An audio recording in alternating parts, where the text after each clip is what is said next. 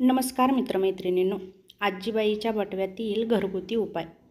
जर तुम्ही काळ्या ओठांच्या समस्येने त्रस्त असाल तर बाजारात मिळणाऱ्या प्रोडक्ट्सऐवजी घरात असलेल्या वस्तूंचा वापर करा. लोण्यामध्ये थोडंसं केशर मिसळून रोज लावल्याने काळे ओठही गुलाबी होऊ लागतात.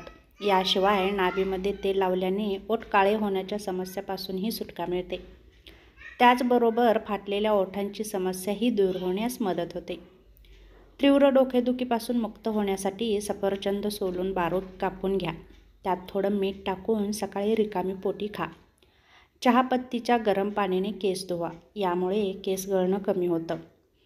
गॅसच्या समस्येमुळे कधीकधी असं होतं की तो डोक्यापर्यंत जातो.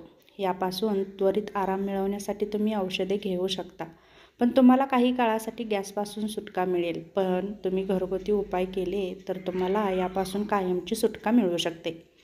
यासाठी लसणाच्या 2 पाकळ्या सोलून त्यात 2 चमचे शुद्ध तूप घालून ते चावून खाल्ल्यास लगेच आराम मिळेल. तेव्हा हा उपाय नक्की करून बघा. घसा खवखवत असल्यास सकाळी बडीशेप चघळल्याने बंद झालेला घसा मोकळा होतो. याशिवाय शिंक येण्याची समस्या असल्यास ताजी हिरवी कोथिंबीर ठेचून चघळल्याने शिंक येणं थांबतं. यासोबत कांद्याच्या रसात लिंबूचा रस मिसळून प्यायल्याने उलट्या लगेच थांबतात. शिवाय कांद्याचा रस केसांसाठी खूप चांगला आहे. जर तुमचे केस गळत असतील तर कांद्याचा रस लावल्याने आराम मिळतो. त्याचप्रमाणे काही दिवस अंघोळीपूर्वी रोज कांद्याची पेस्ट डोक्याला लावली तर पांढरे केस काळे होतील.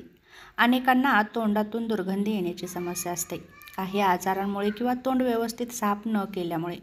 तेव्हा असे लोक इतरांशी बोलताना हिचकतात. म्हणून श्वासाच्या दुर्गंधीपासून जर मुक्त व्हायचं असेल तर दालचिनीचा तुकडा तोंडात ठेवावा. त्यामुळे तुमच्या तोंडाची दुर्गंधी निघून जाण्यास मदत होते.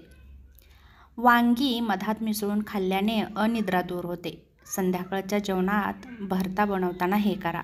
यासोबत रात्री झोपण्यापूर्वी पायाच्या तळव्याला मोहरीच्या तेलाची मालिश केल्यानेही या समस्येपासून आराम मिळतो. दातदुखीपासून सुटका मिळवण्यासाठी आल्याचा एक छोटा तुकडा सगळ्या वेदना कमी करतो आणि तुम्हाला दातदुखीपासून आराम मिळवून देतो. जर तुम्हाला एखादा किडा किंवा मुंगी चावली तर लगेच त्यावरती कच्च्या बटाट्याचा पातळ तुकडा कापून त्यावर मीठ लावा आणि किडा मुंगी चावलेल्या ठिकाणी 5 ते 7 मिनिटे ठेवा. यामुळे तुमच्या वेदना कमी होण्यास मदत होते. नाक वाहण्याचा त्रास होत असेल तर रुमालात निर्गिलीचे तेल टाकून त्याचा वास घ्या, आराम मिळेल. संत्र्याच्या रसात थोडेसे मध मिसळून 1 कप दिवसातून 3 वेळा प्यायल्याने गर्भवती महिलांची जुलाबाची समस्या दूर होते. हे औषध वापरताना मात्र गर्भवती महिलांनी त्यांच्या डॉक्टरांचा सल्ला घेणं मात्र गरजेचं आहे. दम्यासाठी 4 कप कांद्याचा रस, 1 चमचा मध आणि अर्धा चमचा काळी मिरी एकत्र करून 1 चमचा नियमित सेवन करावं. संधिवातासाठी बारीक केलेली 1 चमचा ओवा उकळत्या पाण्यात ओतून तो थंड करून प्यावा. यामुळे तुम्हाला नक्कीच आराम मिळू शकतो. मूत्राशयाचा संसर्ग बरा करण्यासाठी दररोज अर्धा क्रमबेरीचा रस प्या. पोटफुगी जर असेल तर नाश्त्यापूर्वी 1 ग्लास कोमट पाण्यात 1 चमचा व्हिनेगर आणि 1 किंवा 2 चमचे मध टाकून घ्या. जर तुमची नखे खूप कडक असतील तर ती कापण्यापूर्वी तुमचे हात कोमट पाण्यामध्ये भिजवत ठेवा आणि 10 मिनिटांनंतर कापा. सर्व नखे सहज कापल्या जातील. थंडीपासून बचाव करण्यासाठी झोपण्यापूर्वी 1 चमचा बिग फ्लॉवर 1 कप उकळत्या पाण्यात 20 मिनिटे भिजत ठेवा. गाळून घ्या आणि चवीनुसार मध घाला आणि गरमागरम प्या. हिरड्यामधून रक्त येत असल्यास लिंबाचा रस चोळल्यास रक्त येणं बंद होतं.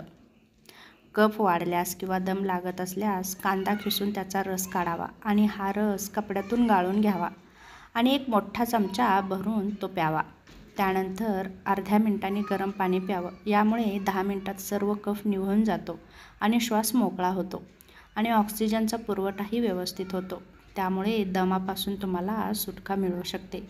तेव्हा हे घरगुती उपाय तुम्ही नक्की करू शकता. तेव्हा हा छोटासा व्हिडिओ तुम्हाला कसा वाटला नक्की सांगा. पुन्हा भेटू अशाच एका छोट्याशा नवीन व्हिडिओसोबत. तोपर्यंत धन्यवाद.